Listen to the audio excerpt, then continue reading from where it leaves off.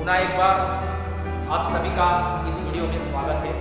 और महिला शिक्षा ये जो पाठ है इसे हम वहाँ पर क्या है दोबारा कंटिन्यू करने जा रहे हैं। तो इसके पहले वाले वीडियो में हमने देख लिया था कि किस प्रकार वहाँ पर क्या है आचार्य काका कालेलकर जी ने मार्गदर्शन किया और पूरी जिम्मेदारी वहाँ पर किसके ऊपर सौंपी है, सरोज जी के ऊपर।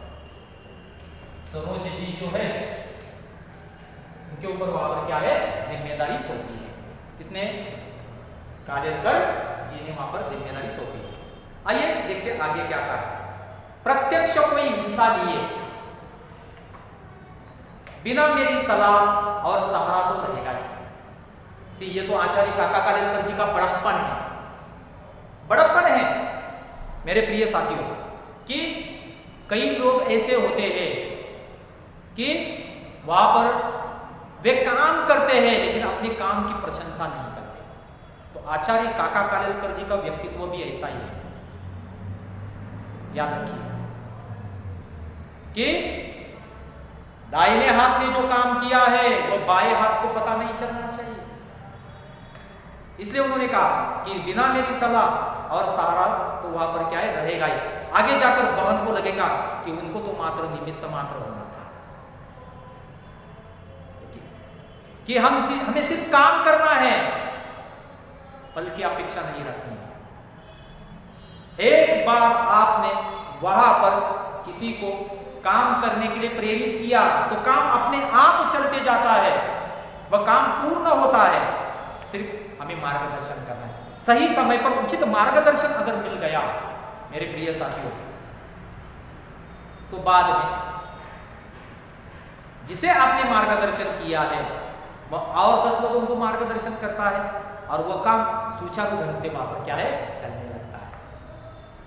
तो बहुत बड़ी बात है। तो आचार्य काका कालेलकर कहते हैं कि आगे जाकर बहन को लेने का तो वो तो निमित्त मात्र ही वहां पर, उसने कुछ भी नहीं किया। संस्था अपने आप चलेगी। देखिए समाज में ऐसी संस्थाओं की बड़ी आवश्यकता है, उस आवश्यकता में से ही उसका जन्म होता है। इसलिए एक हिंदी में महत्वपूर्ण वाक्य है, बराबर है, आवश्यकता आविष्कार की जननी है। कौन सा? आवश्यकता आविष्कार की जननी है।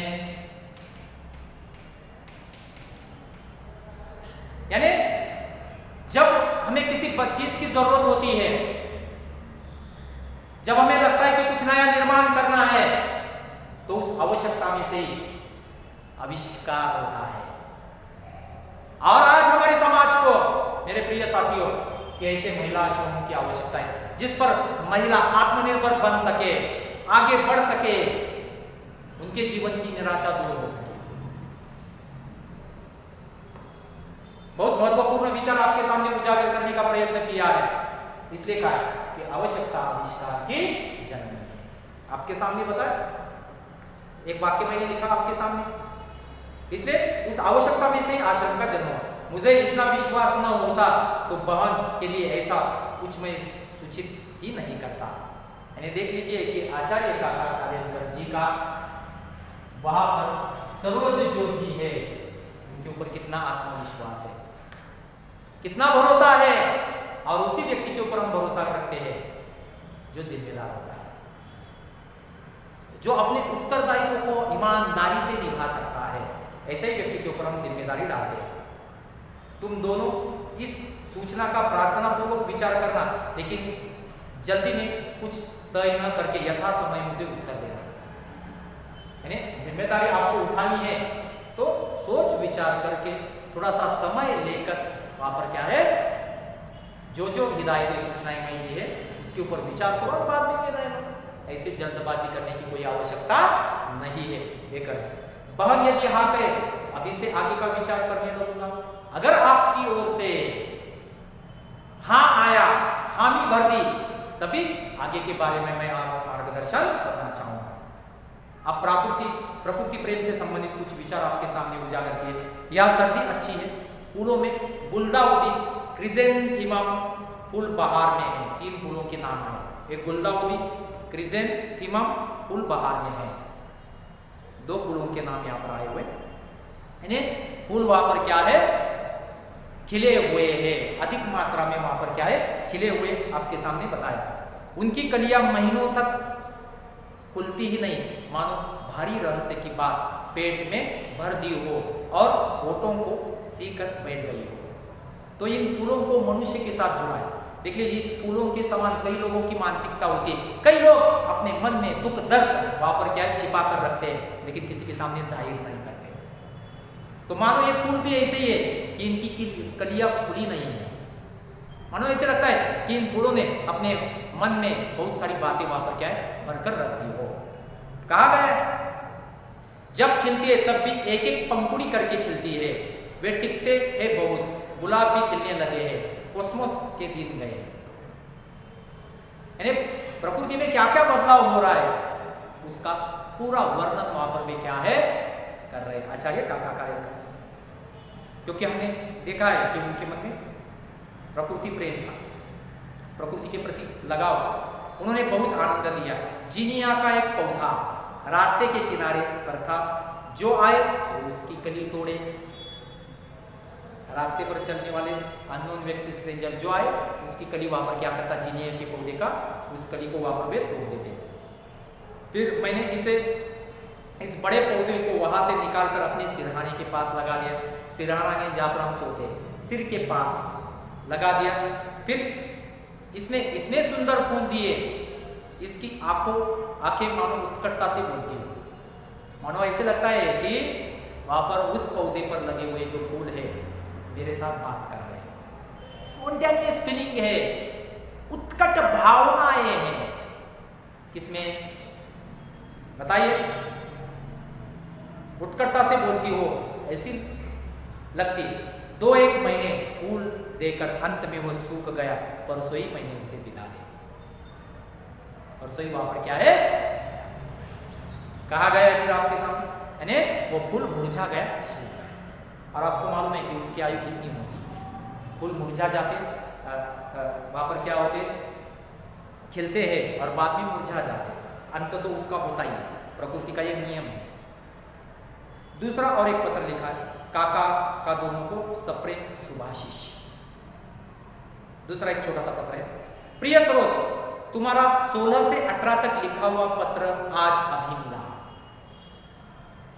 याद रखिए कि शुरुआत में आचार्य काका कालेलकर जी ने सरोज जी को पत्र लिखा और बाद में इन सभी हिदायतों को पढ़ने के बाद सरोज जी ने आचार्य काका कालेलकर जी को पत्र वहां पर क्या है लिखा। तो वे कहते हैं इस महीने में मैंने इन तारीखों को पत्र लिखे हैं, तारीख 1, 9 और 15 और चौथा आज लिख रहा हूं। यानी सरोज जी ने जो पत्र लिख भेजे हैं उनकी जवाब में 4 पत्र भेजे, जो चौथा पत्र जो है जिसे हम पढ़ रहे हैं। अब तुमको हर सप्ताह में मैं लिखूंगा ही, तुम्हारी तबीयत कमजोर है, तब तक चिरंजीव रेहाना मुझे पत्र लिखेंगी तो चलेगा। तुम्हारी तबीयत ठीक नहीं है, जब तक तुम्हारे स्वास्थ्य में सुधार नहीं होता तब तक चिरंजीव रेहाना नाम, ठीक है। रेहाना वहां पर क्या करेंगी, पत्र लिखेंगी। तुम्हें चिंता करने की कोई आवश्यकता नहीं है। वे कह रहे मुझे हर सप्ताह एक पत्र मिलना ही चाहिए कि वहां पर क्या हो रहा है, कौन कौन सी बातें हो रही, आश्रम कैसे चल रहा है, ये मुझे पत्र के माध्यम से तुम्हें हर सप्ताह में मुझे बताना ही पड़ेगा। बाद में देखिए क्या, पूज्य बापूजी चाहते हैं तो मैं हिंदू मुस्लिम एकता के लिए अपनी सारी शक्ति उर्दू सीखने के पीछे मुझे खर्च करनी चाहिए। महात्मा गांधी जी ने सुझाव दिया है, परम पूज्य राष्ट्रपिता महात्मा गांधी जी ने कहा है कि तुम्हें अपनी पूरी शक्ति वहां पर किसके लिए खर्च करनी है, उर्दू सीखने के लिए। क्योंकि हिंदू मुस्लिम दोनों में एकता की भावना अगर पनपनी है, निर्माण करनी है, तो तुम्हें उर्दू भाषा को सीखना है एवं उसका प्रचार एवं प्रसार करना है। तुमको मैंने एक संदेश भेजा था कि तुम उर्दू लिखना सीखो। कौन कहते, कालेलकर सरोज जी को भी तुम्हें भी उर्दू सीखना चाहिए। लेकिन अब तो मेरा एक ही संदेश है, पूरा आराम लेकर पूरी तरह ठीक हो जाओ। हेल्थ इज अ वेल्थ, कि जब तक स्वास्थ्य जब तक अच्छा नहीं होगा तब तक हम थोड़ी ना जिम्मेदारी को बखूबी निभा सकते हैं। तो सबसे पहले स्वास्थ्य जरूरी है। इसलिए शुरुआत में क्या सुझाव दिया कि मेरा पहला संदेश है, सुझाव है कि पूरी तरह से ठीक हो जाओ और बाद में वहां पर क्या है तुम काम करो। तारे के नक्शे बनाने के लिए कंपास बॉक्स भी मंगाकर रखा है। देखिए क्या है, नक्शे बनाने के लिए कंपास बॉक्स मंगाकर रखे, लेकिन अब तक कुछ हो नहीं पाया है। नक्शे पिक्चर बनाने के लिए कंपास बॉक्स मंगाकर वहां पर रखा है, लेकिन अब तक मैंने कुछ किया नहीं। ये सब तुम्हारे, मैंने अपने फूल के गमले अपने पास से निकाल दिए हैं। अब गमलों को निकाल दिया है, सादे क्रोटन को ही रहने दिया है, क्योंकि वे फूल अब सादे क्रोटन के फूल ही वहां पर क्या है रख, मैंने अपने पास रखे। सबको काका का सप्रेम शुभाशीष। और अंत में इस तरह की हिदायत सुझाव देकर उसके तबीयत के बारे में पूछताछ करके काफी उत्कटता से, काफी मन से वहां पर सप्रेम शुभाशीष, वहां पर क्या है काका कालेलकर जी ने सरोज जी को।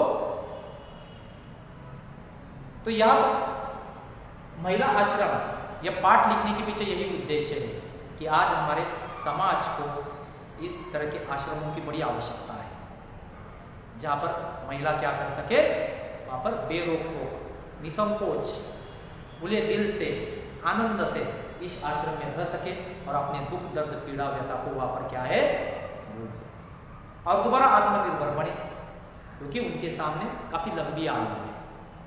लंबी तो काफी उदात्त विचार आचार्य काका कालेलकर जी के पत्र के माध्यम से आज हमें वापस सीखने के लिए मिले, जैसे भक्ति, सेवा, सदाचार, ये इस आश्रम के 3 स्तंभ है। तो हमें भी वहां पर क्या है सदाचारी बनना चाहिए। सो काफी महत्वपूर्ण विचारों को हमने इस पाठ के माध्यम से सीखा है।